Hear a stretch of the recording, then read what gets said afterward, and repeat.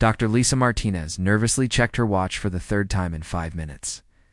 She had given hundreds of presentations in her 20-year career as a reproductive scientist, but this one was different. Today she wasn't speaking to medical students or fellow researchers. Today she was explaining human biology to an actual alien princess. The conference room at the Global Space Research Center felt unusually quiet. Outside the tall windows, reporters and curious onlookers had gathered, hoping to catch a glimpse of humanity's first alien visitor. Inside, the air conditioning hummed softly as government officials and scientists waited for the most important meeting in human history. 3 days ago, the world had changed forever. A massive ship shaped like a crystal and shimmering with colors that didn't quite exist in human vision had appeared above New York City. After decades of wondering if we were alone in the universe, we finally had our answer. We weren't. The ship's occupants came from a planet they called Kepler-4, for it to be orbiting a distant star. Their leader, Princess Zara, stood nearly 7 feet, tall with skin that shifted between blue and silver, depending on the light. Her most striking feature wasn't her height or her unusual coloring, though. It was her 3 arms, each one graceful and purposeful in its movements. Lisa had been chosen for this assignment because of her expertise in human reproduction and her calm demeanor under pressure. The alien delegation wanted to understand human biology, and the government thought it would be wise to start with the basics of how humans create new life. "Remember, Dr. Martinez," whispered Director Johnson, the head of the Space Research Center, "keep it simple but thorough. We don't know what they do or don't understand about biology." Lisa nodded and arranged her notes one final time. Prepared a basic presentation covering human reproductive cycles, pregnancy, and birth. Nothing too complicated, she thought. Just the fundamental facts about how humans bring children into the world. The door opened, and Princess Zara entered. With 2 other members of her species, the princess moved with an elegant grace that reminded Lisa of a dancer. Her large, multifaceted eyes seemed to take in every detail of the room at once. A small device attached to her throat glowed softly blue, their universal translator, which had been working perfectly since their arrival. Dr. Martinez, the translator, spoke in a pleasant, neutral voice as Princess Zara gestured with her center arm. "We are honored to learn from you about your species' reproductive processes." Lisa stood and smiled, trying to project confidence. She didn't entirely feel. "Thank you, Your Highness. I'm excited to share this information with you." She clicked to her first slide, which showed a simple diagram of the human reproductive system. Humans, unlike many animals on our planet, don't have a specific mating season. We can conceive children throughout the entire year. The words had barely left her mouth when Princess Zara's translator crackled with what sounded like static. The alien princess rose to her full height, her 3 arms moving in what appeared to be agitation. "Excuse me," the translator said. Though Lisa could hear the emotion in the alien's actual voice underneath the mechanical translation. "Did you just claim that humans can reproduce during any time period of your planetary cycle?" Lisa blinked, confused by the strong reaction. "Yes, that's correct. Human women can become pregnant in January, June, October, or any other month. We don't have a breeding season like many animals do." Princess Zara's skin shifted to a deeper blue, and she made a sound that the translator didn't even attempt to convert. After a moment, the device spoke again. "You're lying. No intelligent species can breed year-round. That's biologically impossible for complex life forms." The room fell silent. Every human present exchanged confused glances. Director Johnson cleared his throat nervously, but Lisa held up a hand to stop him from speaking. "Your Highness," Lisa said carefully, "I understand this might be different from your species, but I assure you, humans really can conceive children at any time of year. Would you like me to explain how our reproductive system works, Princess?" Zara crossed all 3 of her arms and fixed Lisa with an intense stare. "On our world, all intelligent life can only create offspring during the Great Convergence, which occurs once every 3 of your Earth years. For exactly 14 of your days, when our twin suns align in the sacred pattern, life becomes possible. Outside of this time, Reproduction is completely impossible. Lisa began to understand the source of the confusion. That's fascinating, Your Highness. Your species evolved very differently from ours. On Earth, humans evolved the ability to reproduce continuously. Impossible, Princess Zara repeated firmly. Complex, intelligent beings cannot waste energy on constant reproductive readiness. It would interfere with advanced thinking and social development. Your claim violates basic biological principles.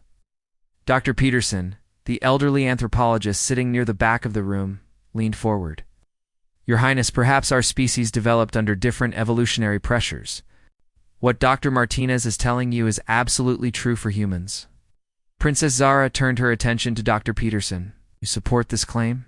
I do. In fact, I can show you hospital records of human births from every month of the year. I can introduce you two families with children born in different seasons, all conceived at different times. The alien princess was quiet for a long moment, her large eyes moving between the humans in the room. Finally, she spoke again. If this is true, then everything my species believes about reproduction and advanced civilization must be reconsidered. But I will not accept such a revolutionary claim without proof. Lisa felt a mixture of excitement and nervousness. What kind of proof would you like, Your Highness? I want to see your medical facilities. I want to speak with your reproductive specialists. I want to examine birth records and conception data. If humans truly can create life at any time, I must understand how this is possible. Director Johnson stood up quickly. Of course, Your Highness. Dr. Martinez can arrange visits to our best medical centers. We want to share our knowledge openly. Princess Zara nodded slowly. Because if you are telling the truth, then my species has much to learn from yours. And if you are not, she paused, and her skin shifted to an even deeper blue. Well, let us hope you are telling the truth.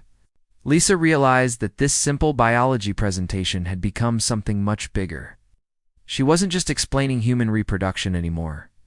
She was potentially changing how an entire alien civilization understood life itself. We'll start tomorrow morning, Lisa said, her scientific curiosity overriding her nervousness. I'll show you everything you want to see. As the meeting ended and Princess Zara left with her companions, Lisa couldn't help but smile. She had spent her career studying how humans create new life. Now she had the chance to prove to an alien species that human biology was more amazing than they had ever imagined. Little did she know that this was just the beginning of the most incredible scientific adventure of her lifetime. Dr. Lisa Martinez woke up at 5 in the morning, her mind already racing with plans for what she privately called the strangest day of my career. She had spent half the night on video calls with colleagues around the world, explaining the situation and asking for their help in what might be the most important scientific demonstration in human history. The coffee maker gurgled in her kitchen as she reviewed her notes. Princess Zara wanted proof that humans could reproduce year-round, and Lisa was determined to provide it. But how do you prove something that seems so obvious to every human on Earth? Her phone buzzed with a text from Dr. Rodriguez at the fertility clinic. Ready for your alien visitor. This is either going to be the coolest day ever or the weirdest one. Lisa smiled despite her nerves. At least she wasn't alone in this adventure. By 8 o'clock, she was back at the research center watching. Princess Zara emerged from her transport vehicle. The alien princess had somehow managed to look even more imposing than yesterday, her 3 arms moving with purpose as she approached the building. Her blue-silver skin seemed brighter in the morning light, and her large eyes focused intently on everything around her. Dr. Martinez, the translator device, spoke as Princess Zara approached. I have spent the night reviewing data from my ship about Earth's biological patterns. Nothing supports your claim about year-round reproduction. I am more convinced than ever that you are mistaken. Lisa took a deep breath. Your Highness, I understand your skepticism. That's why I've arranged for us to visit 3 different facilities today. We're going to see proof with our own eyes. Their first stop was St. Mary's Hospital, just 10 minutes away. As they walked through the lobby, Lisa noticed how every person they passed stopped and stared at Princess Zara. The alien princess seemed unbothered by the attention, her focus entirely on the mission at hand. Dr. Rodriguez met them at the elevator. his usual calm demeanor slightly shaken by meeting an actual alien. "Your Highness," he said with a slight bow, "welcome to our fertility center." In the elevator, Princess Zara asked Dr. Rodriguez, "How many human offspring are created in your facility each year?" "About 200 successful pregnancies annually." He replied, "We help couples conceive throughout the entire year." The alien princess made a note on her holographic device, symbols appearing in the air like glowing writing. "And these conceptions happen in all of your seasonal periods?" "Absolutely. January, July, October, December, every month. I have patients who conceived in the middle of winter and others who conceived during our hottest summer days." They reached the fertility center. Dr. Rodriguez led them to his office, which was covered with photos of babies and thank you cards from grateful families. Princess Zara studied these images carefully, her large eyes moving from photo to photo. "These offspring," she said, pointing to a picture of twins. "When were they conceived?" Dr. Rodriguez checked his records. "These babies were conceived in March and born in December. Their parents had been trying for 2 years before we helped them." Princess Zara's skin shifted to a lighter blue, which Lisa was beginning to recognize as her equivalent of a frown. "March is your spring season, correct?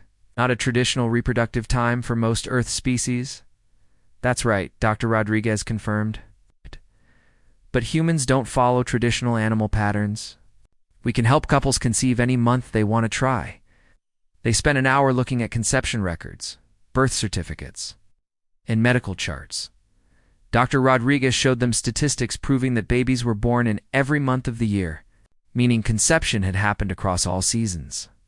Princess Zara examined every document with scientific precision, looking for any pattern that might support her worldview. Their next stop was the University Research Lab, where Dr. Chen An, evolutionary biologist, was waiting with even more evidence. She had prepared a presentation about human reproductive evolution that made Lisa feel like a student again. "Your Highness," Dr. Chen began, "humans evolved differently from most animals on Earth. We lost what scientists call estrus, the amaster, obvious signs that females are ready to reproduce. This happened because continuous reproductive ability gave our species survival advantages." Princess Zara leaned forward with interest. "What advantages?" "Stronger pair bonding between partners, more flexible family planning, and the ability to adapt to different environments and food availability," Dr. Chen explained.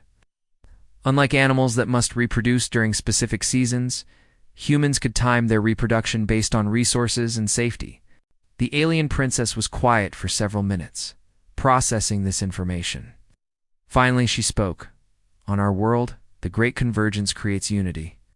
All families plan together, celebrate together, and support each other during the reproductive time. How do humans maintain social bonds without this shared experience?" Dr. Chen smiled. "We create bonds through other shared experiences, holidays, celebrations, community events. And interestingly, our year-round reproductive ability actually strengthens individual family bonds because couples can choose when to start their families based on their personal readiness." After the university, they visited a local pediatrician's office where Dr. Williams showed them patient records of children born throughout the year. Princess Zara met families with babies born in different seasons, each with their own story of when and why they decided to have children. One family particularly caught the princess's attention, the Johnson family, whose 3 children were born in January, June, and September of different years. "You chose when to create each offspring?" Princess Zara asked Mrs. Johnson through the translator. "Yes, Your Highness," Mrs. Johnson replied, bouncing her youngest child on her knee. "We planned each pregnancy for different times based on my work schedule, and when we felt ready for another child." Princess Zara stared at the family for a long moment. "This is incomprehensible to my species. You have complete control over when new life begins." "Well, not complete control," Mr. Johnson laughed.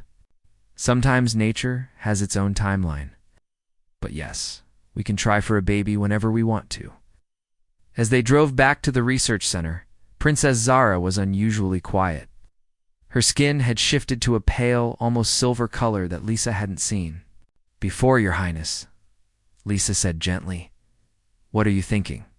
I am thinking that my species may have been wrong about many things, the alien princess replied. If humans can truly reproduce at will, then perhaps intelligence and reproductive freedom are not incompatible as we believed. She paused, her three arms moving in what Lisa was learning to recognize as deep thought. Tomorrow, I want to see human offspring being born.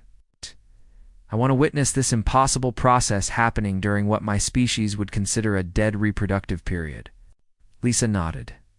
I can arrange that. Are you prepared for what you might learn? Princess Zara's skin shifted back to its normal blue-silver shade. Dr. Martinez, I came to your planet believing my species was superior in our reproductive control. I am beginning to suspect that you humans have achieved something we thought was biologically impossible. If that is true, then everything I know about advanced life must be reconsidered. As they parted ways for the evening, Lisa realized that they had moved far beyond simply proving a biological fact. They were challenging an entire alien civilization's understanding of what it meant to be intelligent. Life in the universe tomorrow would bring even bigger revelations. The next morning, Dr. Lisa Martinez found Princess Zara waiting outside the research center at 7 o'clock sharp. The alien princess's skin was a deeper blue than usual, and all three of her arms moved restlessly as she paced back and forth. Your Highness, Lisa said as she approached, you're here early. I could not rest. The translator responded as Princess Zara turned to face her. My mind keeps processing what I learned yesterday. If humans truly can reproduce without cosmic alignment, then I must understand the science behind this impossibility. Lisa smiled. She recognized that look. It was the same expression she wore when a fascinating research question kept her awake at night. I've arranged something special for today. We're going to dive deep into the evolutionary science behind human reproduction. Their first stop was the Natural History Museum, where Dr. Alina Vasquez, an evolutionary anthropologist, had prepared a private tour of the human evolution exhibit. Dr. Vasquez was a small woman with graying hair and eyes that sparkled with enthusiasm for her subject. Princess Zara, Dr. Vasquez said warmly, I've been looking forward to this meeting. Your questions about human reproduction have given me a chance to think about our evolution in completely new ways. They walked through the exhibit, past displays showing human ancestors and evolutionary timelines. Princess Zara studied each display with intense concentration, her large eyes taking in every detail. Dr. Vasquez, the alien princess said, stopping. In front of a display about early human societies, explain to me how your species developed this unusual reproductive pattern. Dr. Vasquez pointed to a model of early human communities. Millions of years ago, our ancestors lived very different lives. They had to survive in changing environments, find food in different seasons, and protect their children from various dangers. Unlike animals that could only reproduce during certain times, humans who could reproduce year-round had better survival chances. Princess Zara tilted her head. A gesture Lisa was learning meant deep thought. This flexible reproduction gave survival advantages. Exactly. Dr. Vasquez continued. If food was plentiful in winter, humans could have babies in spring. If summer was dangerous due to predators or weather, they could wait and have babies. During safer times, this adaptability helped our species spread across the entire planet. They moved to another display showing human brain development. Princess Zara examined the models of early human skulls with particular interest. Your species lost the physical signs of fertility, Dr. Vasquez explained. Most animals have obvious signals when females can reproduce. Humans evolved hidden fertility, which created stronger partnerships between males and females because they had to stay together longer to successfully raise children. Fascinating, Princess, Zara murmured. On our world, the Great Convergence makes reproduction obvious to everyone. All members of society know exactly when new life can be created. But humans developed secrecy around reproduction? Lisa nodded. Not secrecy exactly, but privacy. Human couples can decide privately when they want to try for children, without the entire community knowing their reproductive status. Princess Zara's skin shifted to a lighter shade of blue. This creates different social structures. On our planet, the Great Convergence brings all families together. Everyone participates in the celebration of new life. Children are welcomed by the entire community because everyone knows exactly when they were conceived. Dr. Vasquez leaned forward with interest. That sounds beautiful, Your Highness. Human societies develop differently. We celebrate pregnancies and births individually, as families, and smaller communities. They spent the next hour discussing the social implications of different reproductive patterns. Princess Zara explained that her species' entire culture revolved around the convergence. Their art, music, religion, and government all centered on this sacred time of reproduction. Every 3 Earth years, she said, our entire civilization stops normal activities. For 14 days, we celebrate life, form new partnerships, and welcome the possibility of children. It's the most important time in our culture. But what happens to couples who can't conceive during those 14 days? Lisa asked gently. Princess Zara's 3 arms moved in what appeared to be sadness. They must wait 3 more years for another chance. Some couples wait 9 or 12 Earth years before successfully creating offspring. It's considered a test of worthiness and patience. Dr. Vasquez and Lisa exchanged glances. The human approach suddenly seemed much more compassionate. Princess Zara, Dr. Vasquez said carefully, human couples who have difficulty conceiving can try for months or years, continuously. They don't have to wait for specific cosmic events. Our reproductive doctors can help them during any season. The alien princess was quiet for several minutes, processing this information. Finally, she spoke. Your species has removed cosmic control from reproduction. You have made the creation of life a matter of personal choice rather than universal. Timing, that's one way to look at it, Lisa agreed. But we still consider new life precious and meaningful. We just approach it differently. Their next stop was Dr. Vasquez's research laboratory, where she showed Princess Zara detailed studies of human reproductive hormones and cycles. The alien princess was particularly fascinated by charts showing how human hormone levels fluctuated throughout the month, rather than being controlled by external astronomical events. Your bodies create their own reproductive timing, Princess Zara observed, studying a hormone chart, independent of planetary or stellar influences. Exactly, Dr. Vasquez confirmed. Human women have monthly cycles controlled by internal biological clocks, not external cosmic events.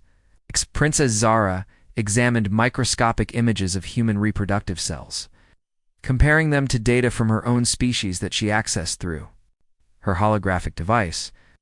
The differences were dramatic, where her species' reproductive cells only activated during cosmic alignment. Human cells were constantly ready for potential reproduction. This is revolutionary, Princess, Zara said, her voice carrying a tone of wonder that the translator captured perfectly. Your species has achieved biological independence from cosmic cycles. You have made reproduction a continuous possibility, rather than a rare celestial event. As the afternoon progressed, Princess Zara became increasingly animated in her questioning. She wanted to understand everything: how human couples made decisions about when to have children, how society supported families with different reproductive timing, and how this constant reproductive potential affected human psychology and relationships. On our world, she explained, the rarity of the convergence makes children extremely precious, but also creates tremendous pressure. Couples who cannot conceive during the sacred time often face social judgment. The entire community watches and evaluates reproductive success. Lisa realized that Princess Zara wasn't just learning about human biology, she was discovering a completely different way of organizing society around reproduction. Your Highness, Lisa said as they prepared to leave the laboratory. Tomorrow I'd like to show you something that might be the most important part of our investigation. What is that? Princess Zara asked.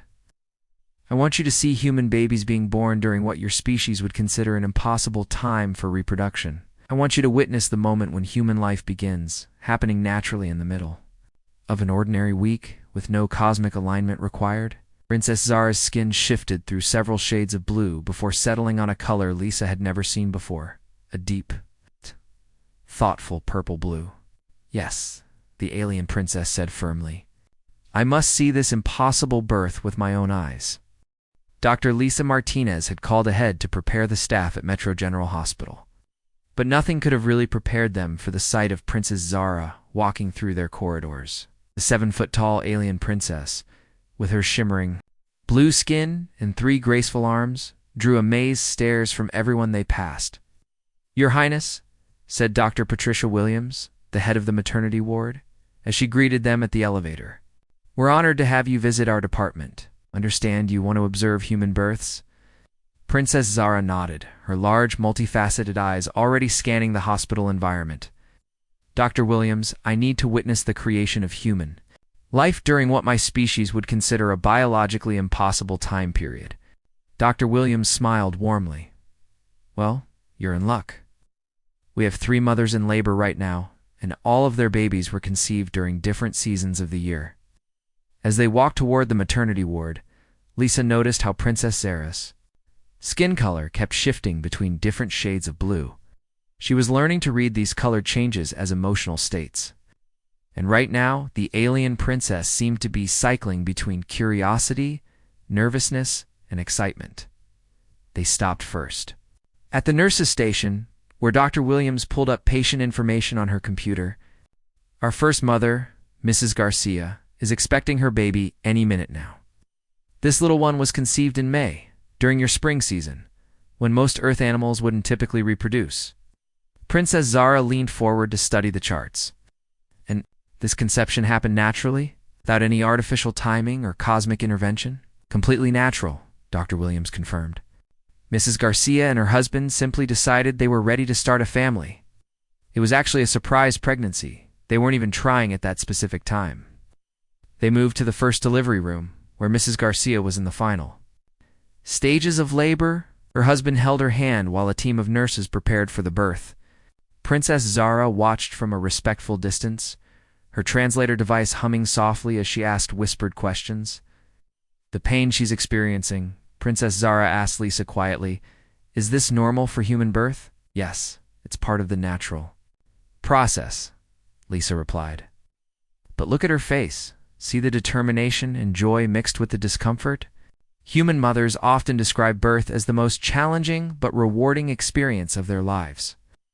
At 10:47 a.m., baby Garcia entered the world with a healthy cry. Princess Zara's skin shifted to a bright, almost luminescent blue as she watched. The medical team cleaned and examined the newborn. This life was created during your late spring season, Princess Zara whispered in wonder, her voice barely picked up by the translator. According to our biological understanding, complex life cannot be created during random time periods. Yet here is proof. Dr. Williams approached them with a smile. Would Your Highness like to know more about this baby's development timeline? Princess Zara nodded eagerly. This baby developed normally over 9 months, Dr. Williams explained. The conception in May meant a February birth right in the middle of our winter season. The timing had nothing to do with astronomy or seasonal changes. It was simply when this family was ready. They moved to visit the Garcia family briefly.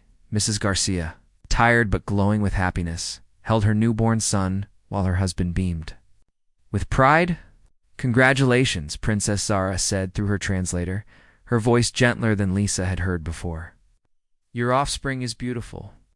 Thank you, Your Highness, Mrs. Garcia replied, still amazed to be speaking with an alien princess. We can't believe he's finally here. Their second stop was the room where Mrs. Chen was laboring with her first child. This baby had been conceived in August, during the height of summer heat. Another impossible conception time, Princess Zara murmured to Lisa. Your summer season is when most intelligent species would be focused on survival and resource gathering, not reproduction. Dr. Williams overheard and smiled. Actually, Your Highness, many human couples find summer to be a wonderful time to conceive. Longer days, better weather, and often more relaxed schedules can make it an ideal time for family planning. Princess Zara's 3 arms moved in what Lisa recognized as deep contemplation. You mean humans actually choose optimal times for reproduction? Based on personal circumstances, rather than cosmic events? Exactly, Dr. Williams confirmed. Some couples prefer spring babies, others like fall births. Some plan around work schedules, others around family events. The choice belongs to each family. Mrs. Chen's baby arrived at 2:15 p.m., a healthy daughter, who immediately began looking around with bright, curious eyes. Princess Zara watched the entire process with fascination, her skin cycling through various shades of blue and silver. The infant is alert immediately after birth, Princess Zara observed. She appears ready to interact with her environment. Human babies are born ready to bond with their parents, Dr. Williams explained. They can recognize voices they heard while in the womb, and they're designed to connect emotionally with their families right away. Princess Zara spent several minutes watching the new mother and father interact with their daughter. The emotional connection is immediate, she said quietly. This is unlike our species, where bonding occurs gradually over several months. Their third and final observation was the most impactful. Mrs. Hassan was about to deliver her baby. A child conceived during the winter holidays in December. This baby was conceived during your darkest, coldest season, Princess Zara said, studying the charts.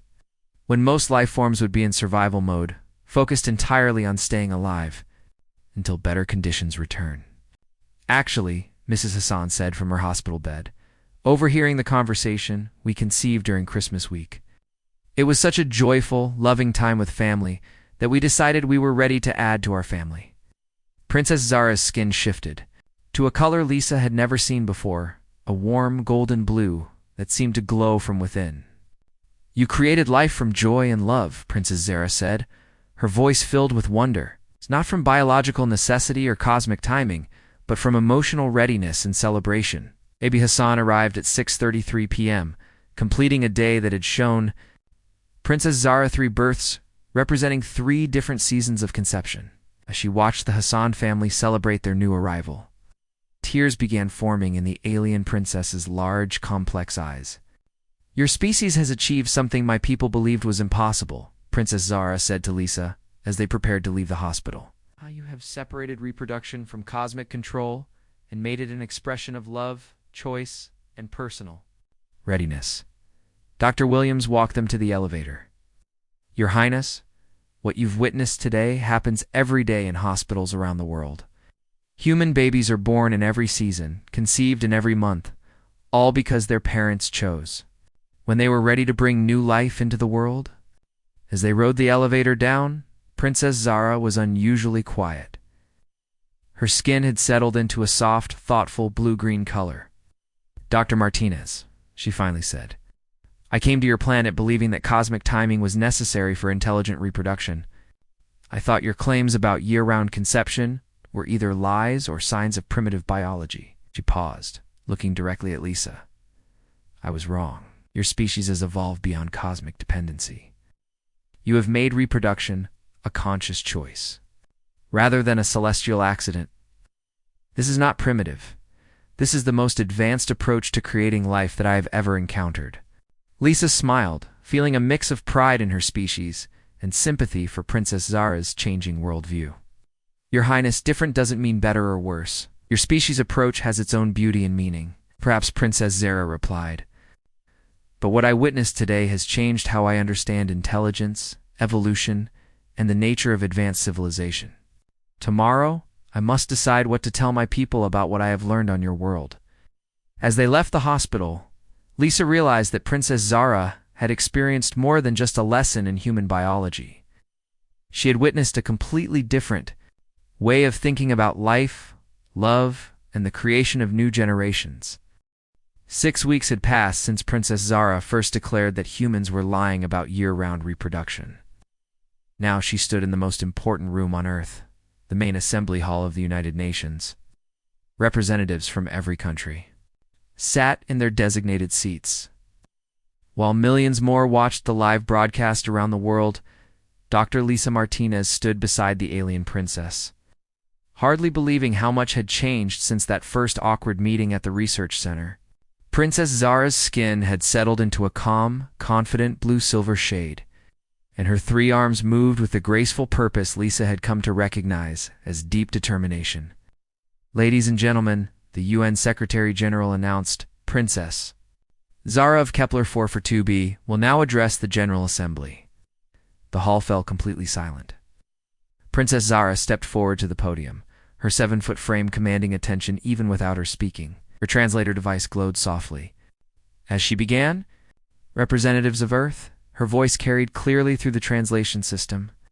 I came to your world 6 weeks ago, carrying the certainty of my species' superiority. We believed our reproduction, controlled by cosmic forces and occurring only during sacred celestial alignments, represented the highest form of biological evolution. She paused, her large eyes scanning the assembled delegates. I was wrong. A murmur ran through the assembly hall. Princess Zara continued, her voice growing stronger. Your species has achieved something we considered impossible. You've freed yourselves from cosmic dependency in the most fundamental aspect of life, creation itself, where my people must wait 3 Earth years for a 2-week window of possibility. You have made every day a potential beginning for new life. Dr. Lisa watched from the side of the stage, feeling proud of both her species and her unlikely alien friend. The past 6 weeks had transformed Princess Zara from a skeptical visitor into an advocate for human achievement. I have witnessed human babies being born in your winter, conceived during your summer of love and joy. I have seen families choose when to bring children into the world based on readiness, resources, and emotional preparation rather than astronomical events. This is not primitive biology. This is evolutionary mastery. The alien princess gestured toward Lisa. Dr. Martinez and her colleagues showed me medical facilities where human reproduction happens every month of the year. They introduced me to families with children born across all seasons, each child wanted and planned for. Proved to me that love and choice, not cosmic timing, create human life. Princess Zara's skin shifted to a warmer, brighter blue as she continued. On my world, couples who cannot conceive during the Great Convergence must wait 3 more years for another chance. Some spend 9 or 12 Earth years hoping for the stars to align with their biology. During my time here, I met human couples who can work with doctors to try for children continuously, receiving help and support whenever they need it. The hall remained perfectly quiet, every delegate hanging on her words. Your reproductive freedom has created a society we never imagined possible. Children are not accidents of cosmic timing, but expressions of parental love and choice. Families are not limited by celestial events, but empowered by personal readiness. This represents a form of civilization advancement my species had never considered. Dr. Lisa felt tears forming in her eyes. She had started this journey simply, trying to explain basic human biology. She was witnessing an alien princess reshape her entire species' understanding of advanced life. I return to my world tomorrow, Princess Zara announced, carrying data that will revolutionize our understanding of reproduction, society, and intelligence itself. But I also carry something more valuable: respect for a species that chose freedom over cosmic control. The applause that followed was unlike anything the UN had ever heard. It started slowly, then built into a thunderous celebration that lasted several minutes. After the official ceremony, Princess Zara and Lisa stood together in a quiet conference room, preparing for their final goodbye. Dr. Martinez, Princess, Zara said, her translator catching the emotion in her voice. You've given me the greatest gift possible, the expansion of my understanding of what life can be. Lisa smiled, though she felt sad about the farewell. Your Highness, you've taught me something equally valuable. You've shown me that what we consider normal and obvious might actually be extraordinary and worth celebrating. Princess Zara reached into a pouch attached to her travel gear and pulled out a small glowing crystal. This contains all the data from our time together: medical records, birth certificates, family interviews, everything we discovered about human reproduction. My species scientists will study this for generations. She handed the crystal to Lisa. But more importantly, this also contains my personal observations about human love, choice, and the courage to make reproduction an expression of free will rather than cosmic fate. Lisa accepted the crystal, feeling its gentle warmth. What will happen when you share this with your people? Change, Princess Zara replied simply. Difficult, challenging, wonderful change. Some of my people will resist the idea that cosmic timing might not be necessary for advanced reproduction. Others will be excited by the possibility of reproductive freedom. Princess Zara's skin shifted through several shades of blue as she considered her words carefully. Dr. Martinez, your species chose a path my people never imagined. You made reproduction a celebration of love rather than a submission to cosmic will. This choice led to art, music, literature, and scientific achievements that reflect your emotional freedom. We focused on astronomical precision, while you focused on human connection. Lisa realized this was about much more than biology, Your Highness. Both approaches have value. Your species developed incredible astronomical knowledge and social unity around the convergence. We developed emotional flexibility and individual family bonds. True, Princess Zara agreed. But watching human families choose when to welcome children, seeing couples work together with doctors to overcome reproductive challenges, witnessing the joy of parents who conceived out of love rather than cosmic necessity, this showed me possibilities we never considered. As they prepared to leave the conference room, Princess Zara made one final statement that surprised Lisa. I have requested permission from my planetary council to establish a permanent research station on Earth. I want to continue studying human reproductive freedom and its effects on your civilization. More importantly, I want to bring some of your reproductive medical knowledge back to help my people. Lisa's eyes widened. You mean some of your people might choose to reproduce outside? The Great Convergence? Perhaps, Princess Zara replied, her skin glowing with a warm, hopeful blue. If they learn, as I have, that love and choice might be more powerful than cosmic timing. That evening, as Princess Zara's crystal ship prepared for departure, Lisa stood on the observation deck of the Space Center, watching her friend return to the stars. The alien princess had arrived, believing humans were lying about something impossible. She was leaving as an advocate for human achievement and a bridge between two very different worlds. Lisa looked up at the night sky, knowing that somewhere, among those stars, an alien princess was carrying the story of human love, choice, and the courage to create life on their own terms. The greatest discovery hadn't been proving that humans could reproduce year-round. It had been showing Princess Zara that freedom and love could be more powerful than any cosmic force in her pocket. Lisa felt the warm glow of the crystal containing their incredible journey together. Tomorrow, she would begin planning for Princess Zara's return and the establishment of Earth's first interspecies reproductive research program. The universe had just become a much more interesting place,